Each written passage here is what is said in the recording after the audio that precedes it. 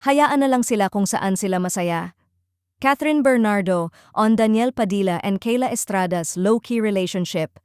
Nagwala na naman ang showbiz world matapos kumalat ang balitang nagbigay umano si Catherine Bernardo ng mahinahon pero makahulugang pahayag tungkol sa natatagpuang sweetness ni na Daniel Padilla at Kayla Estrada.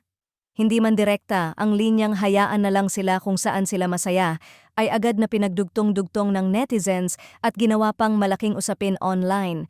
Ayon sa mga source, hindi raw maiiwasang maitanong kay Catherine sa isang intimate event kung ano ang masasabi niya sa kumakalat na balitang madalas makita sina Daniel at Kayla na magkasama mula sa mga casual dinners hanggang sa mga workout sessions na tila unti-unti nang hindi na naitatago sa publiko.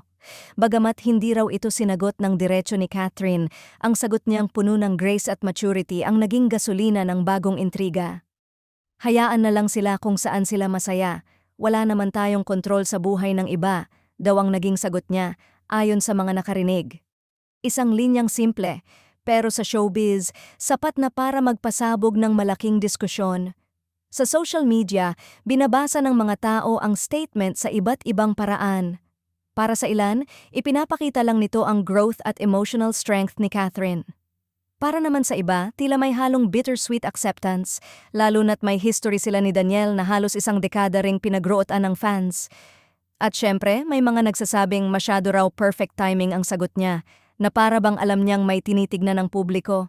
Samantala, patuloy namang nananatiling tahimik sina Daniel at Kayla tungkol sa tunay na estado nila, kahit ilang beses na silang nakitang sweet at komportable sa isa't isa. Walang kumpirmasyon, walang official announcement, pero sapat na raw ang body language, ayon sa mga nakakasaksi, para sabihing may something special talaga.